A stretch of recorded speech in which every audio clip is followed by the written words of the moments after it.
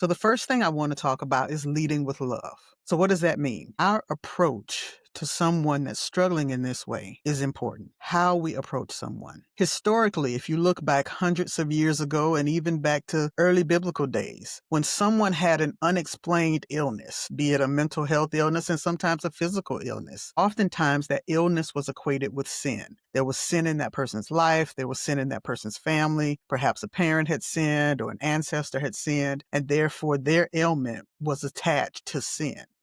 What I do believe God is beginning to show us in these modern days is that not every ailment is related to a spiritual reason. In other words, it doesn't mean that our spirituality doesn't play a significant role in who we are, but it does mean that if I have a headache, maybe I had too much salt today. If I'm hurting, maybe there's something aching in my body. In other words, God has allowed humans, God has allowed physicians, God has allowed mental health professionals to learn and train and be better helpers to those who are having an illness, a dis-ease, so that we may find ways to treat and help people to navigate through those. And so one of the things that Leading with Love says is that I recognize that this is a dis-ease for you. You are not well in this moment. And so I'm going to treat it with the same respect that I would treat if you had a cancer diagnosis, if perhaps one of your limbs was hurting. I am going to treat you with the same respect that I would treat anyone else who is facing a significant illness. I think one of the things that's happened in recent decades is that physical ailments sometimes get more compassionate response than mental health ailments, because there still is this lagging thought that if you have a mental health illness, that somehow is a spiritual battle versus perhaps the chemical imbalance that it may likely be related to. The next thing I would say, promote an inclusive ministry mindset.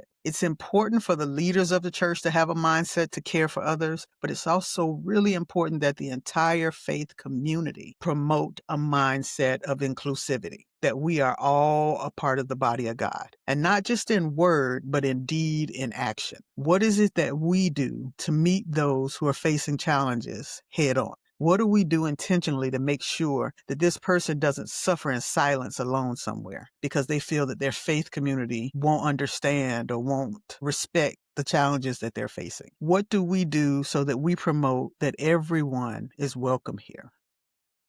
Everyone has a seat at this table. This is God's table. We don't get an opportunity to say, no, you can't come in, or you need to go get that fixed someplace else and not here.